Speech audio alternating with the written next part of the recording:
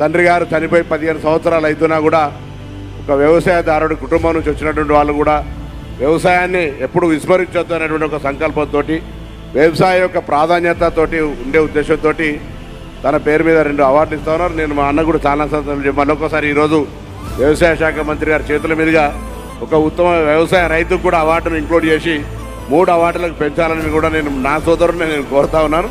అదేవిధంగా వేదిక మీద అతిథులందరూ కూడా వారందరూ కూడా వచ్చి శాలువాలు సత్కరించాల్సిందే సందర్భంగా కోరుతా ఉన్నాను.